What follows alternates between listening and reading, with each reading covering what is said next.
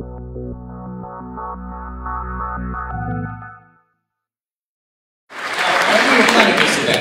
we were planning it, we were thinking, well, who would be the best person to introduce our next speaker?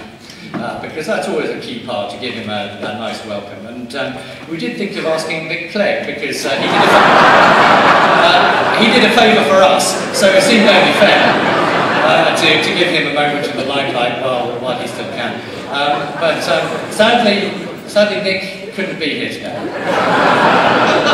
And so the task falls to me to introduce to you, once again, the man under whose leadership we've won hundreds of council seats, who's doubled our number of MEPs, who's more than doubled our party's membership, who helped increase our vote in Newark sixfold since the last general election, who's caused an earthquake in British politics, Nigel Farage, MEP.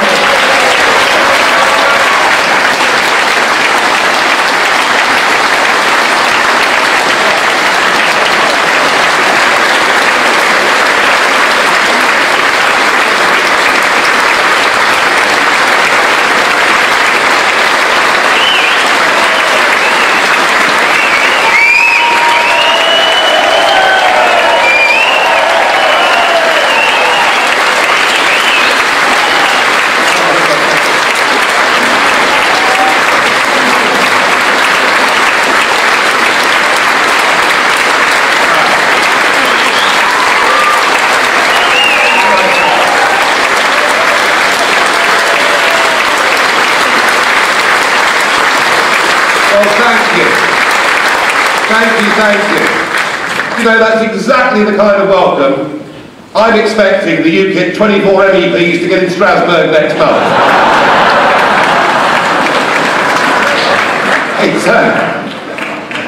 It's been a pretty remarkable couple of months. And despite the fact that we've had just about everybody in the establishment, in large sections of the media, and certainly the whole political class, despite the fact it's felt at times that absolutely everybody has been against us, despite that, the People's Army have triumphed and we won the European election. Isn't that amazing?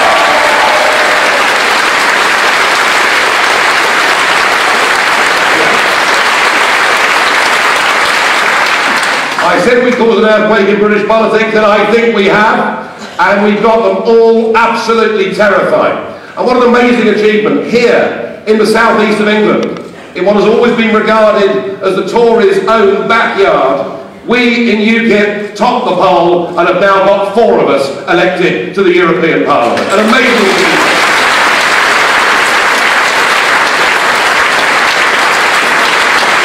And I have to say, also for me, a great sense of relief. Because the last 10 years, I've effectively been the sole UKIP MEP in this region. Now, I'm not going to look backwards, because there's no point in doing that. But what I do know, knowing the other 3, and having sat down with them, that I've now got the backup and support in this region that I've desperately wanted for the last 10 years. And I think with 4 of us out there, and with you working with us and behind us, I think we're going to stun them in the general election in May next year. So let's look forward to that.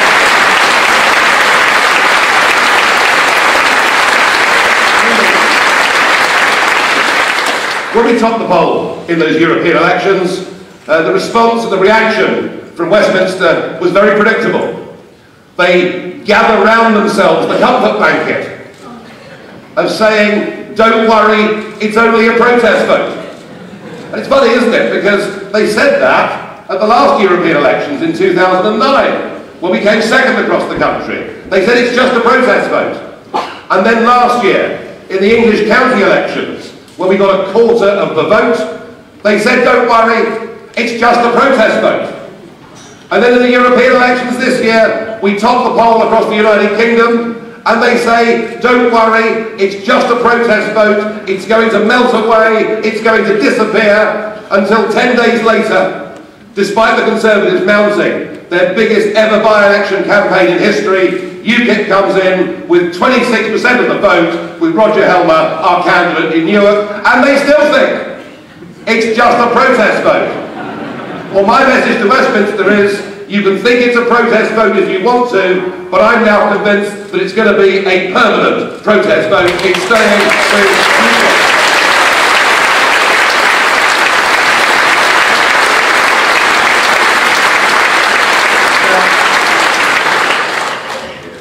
They've been amazing results. We've done incredibly well in the local elections too, not just with 161 new wins, but over 800 seconds. But now we face the summer, and this for UKIP has to be a summer of consolidation and a summer of preparation for the events of 2015. To have got where we are with the resources we've got and the numbers we've got has been remarkable. But if we're going to next year get into Westminster enough people, as I believe we can, to hold the balance of power, wouldn't that be fun? You know, the Lib Dems did it last time, didn't they? You know, Clegg and Cameron and that lovely morning in the Rose Garden. But I can assure you that if we find ourselves in that position next year, if we find ourselves holding the balance of power in that next Parliament, we'll drive a damn sight better bargain than Clegg and the Liberal Democrats drove, and we will make sure that there will be a referendum in this country.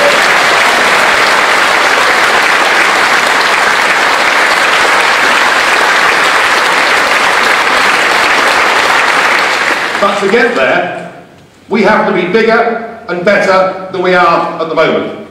Now, I would say to all of you in the branches, the volunteer wing of the party, and many of you, I'm sure, have worn out a fair bit of foot leather over the course of the last few months, but I would say to all of you, this is the summer for us to build our branches and to build our membership.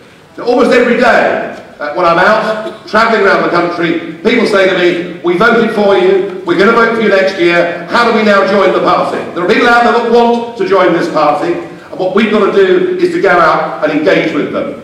And I know that Rob Burberry spoke to you earlier about the idea of printing and putting together this thank you leaflet. And the idea is we put those out across the south and the north and the east and the west. We put that out in large numbers, and there will be people out there who voted for us, who were delighted that we've won, who will respond to that message of us saying thank you, now can you please help put your shoulder to the wheel and join our people's army. So that's what the branches and the activists and the members I'm asking to do over the course of this summer. You've also got to get your prospective parliamentary candidates for next year in place, and the campaign has to begin. We've actually got to start promoting our candidates from September this year to give us a proper run-in to the election.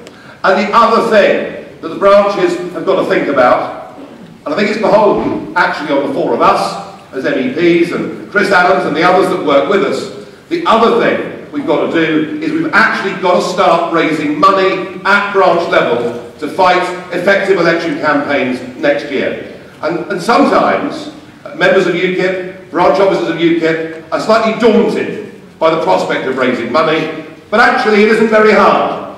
All you have to do is to organise a social event, because what you'll find is UKIP members, supporters and voters are a pretty sociable lot. It'll work, it'll work. So they're the things that I very much want for the party to do.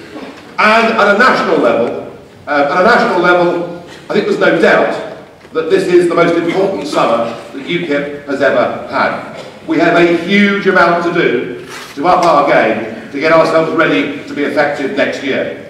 Now, I've come in for some criticism.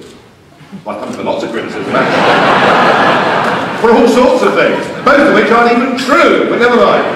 I've come in for some criticism. Oh, well, you know, all Mr. Farage talked about in the last few months is our membership of the European Union, the fact we have an open border and can't do anything about it. You know, why are we not hearing the broader UKIP policies? Well, the reason, folks, actually was quite simple. We were fighting a European election campaign, and they are the issues that I wanted us to fight on. But now is the time to broaden. Now is the time to show people where we stand on defence. And by the way, isn't it absolutely shaming to think that a Conservative-led administration has turned Portsmouth from being a working naval dockyard into effectively being a museum. Isn't that absolutely crazy?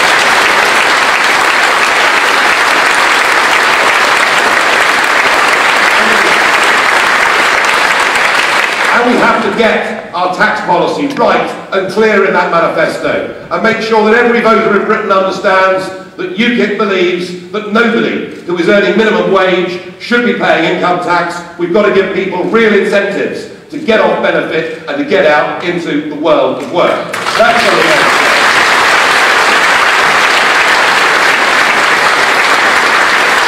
And we've got to absolutely own the territory of social mobility.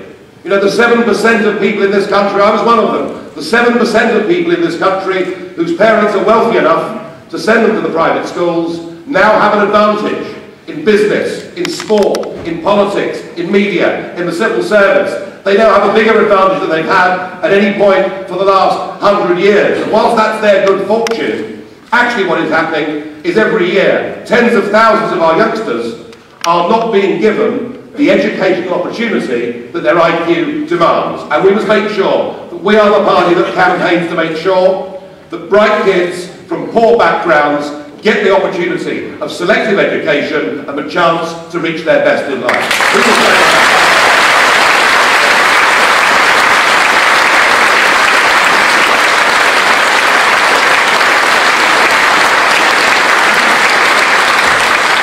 And we must say to Mr. Miliband, yes, Mr. Miliband, you're right about one thing. The cost of living crisis is very real in this country. For many, many millions of families, they've seen their wages compressed over the course of the last 10 years at the same time as the household bills have risen. And the reason, Mr. Miliband, that people's standard of living, people's wages have been compressed the way they have, is that we have no control over the labour market supply into this country whatsoever, and the open door to southern and eastern Europe is damaging the living standards of millions of decent British families in this country, and we will do something about it.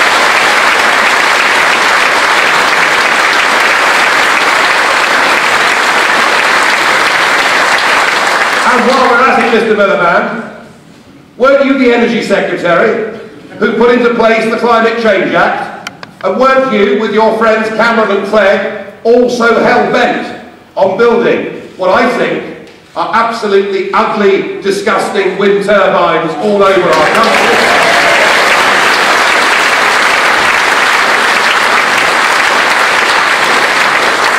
I wouldn't think it's better to recognise that actually the only effect of this is that by 2020 everybody will have a 20% surcharge on their electricity bills, and UKIP is the party who actually can help people with the cost of living. We would scrap all wind energy subsidies and bring down electricity prices.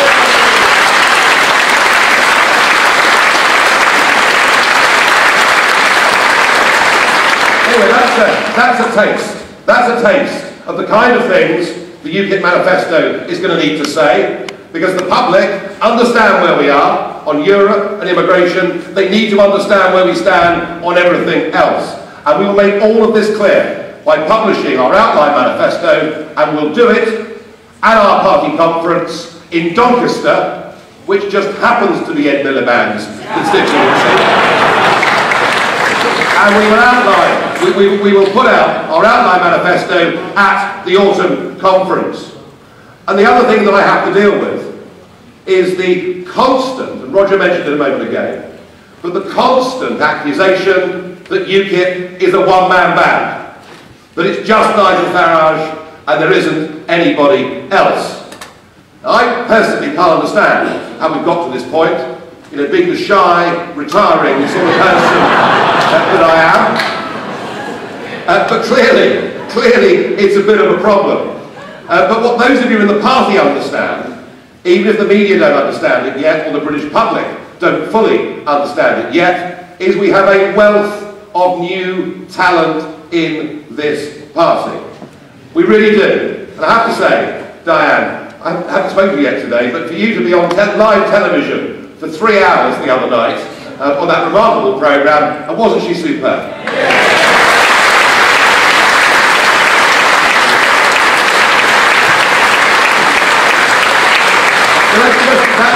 Diane is just an example of the talent we've got in this party. So I'm going to be appointing, over the course of the next few weeks, a series of spokesmen and spokeswomen who will take over authority and control over key policy areas. They will work to make sure we get the manifesto right for the autumn conference, and when the media want people to be interviewed on those topics, it will not be me that's appearing on the radio or the television, it'll be the spokesmen and the spokeswomen. And one of the changes in UKIP that I'm proudest of is that if you look at the new crop of MEPs, you'll notice a lot of very competent women have been elected as UKIP MEPs. And this has happened.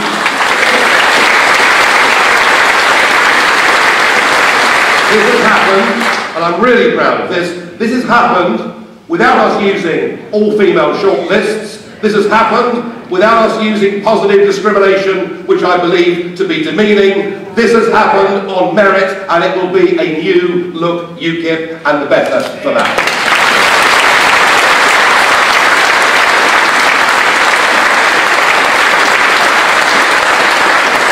And we have to choose our candidates for our key target seats. The seats in which we top the poll in the European election. The seats in which we've already won district or county council representation. It's absolutely the model that Paddy Ashdown's Lib Dems used during the 1990s. I wasn't for a minute suggesting that we ever supported anything the Lib Dems stood for in terms of policy, but in terms of military planning, of campaigns, they were very, very good at it, and that's the model we must choose.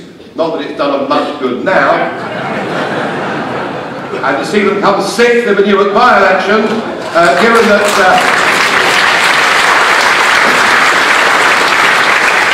particularly given that we're here in Eastbourne, which is a Liberal Democrat-held seat, and where the superb local UKIP committee topped the poll here in the European elections with 36% of the vote. Well done, UKIP Eastbourne.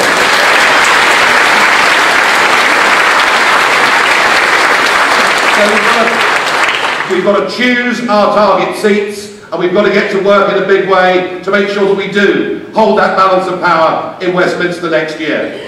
And I also, at the centre of the party, are going to have to look, with help and support from others, to find some new key personnel. Because whilst the new London office has been running very well, about half the office have now been elected to the European Parliament. So we have a little bit of a manpower crisis. So that's the other thing. So I'm going to have an incredibly busy summer, working with Steve Crowder, the party chairman, working without Stuart Wheeler, who has now stood down as party treasurer as he approaches 80, but our thanks go to Stuart for 4 years of really decent hard work.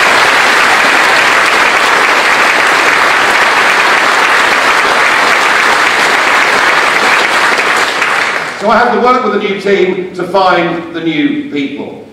And I think in terms of where UKIP is on the political stage in this country, it would be really farcical for anybody now to consider UKIP to be others. Do you remember that? You know, even the opinion polls, how do you intend to vote? Labour, Lib Dem, Conservative, or others. We're not others, we've arrived. We are part of the political mainstream debate in this country.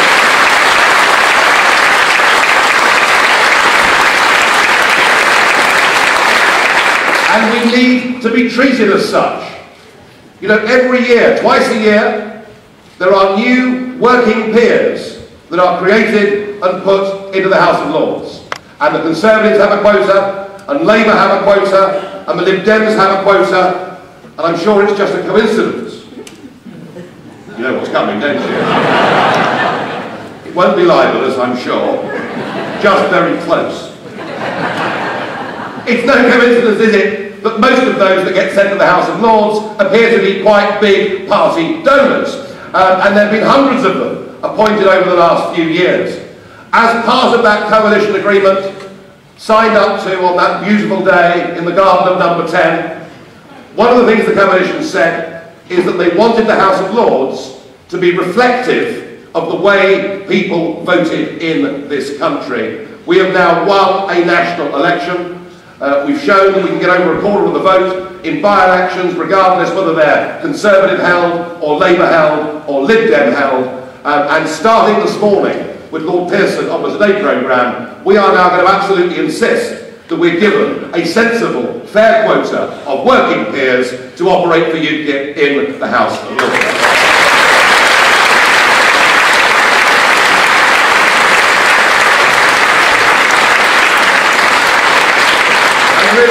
There is one more demand that I have to make, and that is on the subject of debates. And there are many people who contributed towards that success on May the 22nd. Many people, many of you who worked very hard, many of our candidates who were superb. Particular thanks has to go to Paul Sykes for putting over £1 million into our campaign.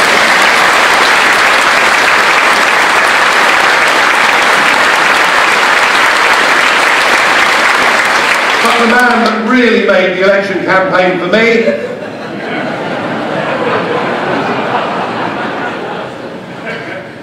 because it was the first time in 40 years we were actually able to have a full debate on the European question on national television in this country. So Nick Clegg, on behalf of all of us in UKIP, thank you for what you did.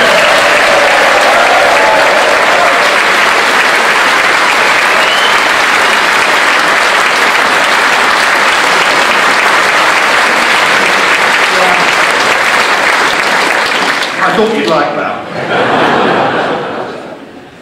But that's not the end of the subject of debates, because there are going to be debates ahead of the next general election. And I think we now have to insist and demand that, given the fact we've won the last national election, that UKIP must be included in the next leaders' debates, otherwise they would be a fight.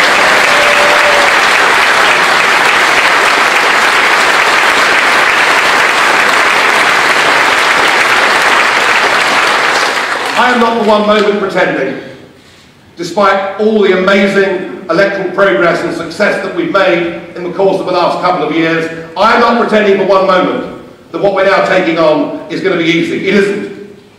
The first past the post electoral system is absolutely brutal to a party like UKIP, because unlike the others, our support doesn't come from any one segment of society. You know, the Labour Party traditionally got the working class vote. The Conservative Party traditionally got the middle class vote. The Liberal Party, when it fell back to its roots, was a party of the Celtic fringe. The Scottish National Party, for obvious reasons, won't do that well in Eastbourne. And so all the political parties have either a socio-economic or a geographical bent. But that isn't the case, is it, with UKIP? Because in UKIP we pick up old Labour votes. In UKIP we pick up very upset Liberal Democrats. In UKIP we pick up a lot of Conservatives who don't recognise Mr Cameron to be one of them. And in UKIP, perhaps crucially and most fascinatingly, in UKIP we pick up over 20% of our vote from people who haven't voted for over 20 years or who have never voted in their lives. This is the most eclectic political array that has ever been put together before in British politics. We can be proud of that.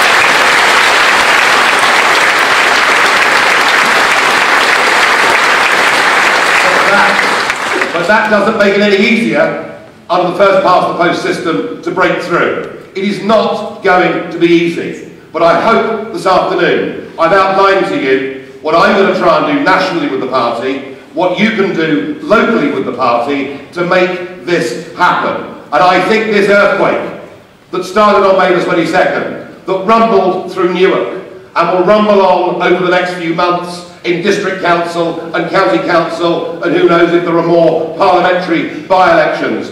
We have got to keep this earthquake rumbling, and we've got to make sure that we achieve our goal, we achieve our prize, and we get Westminster MPs elected next year in May. I believe we can do it. I know we can do it. And with your support, we will change the future of political history in this country. Thank you.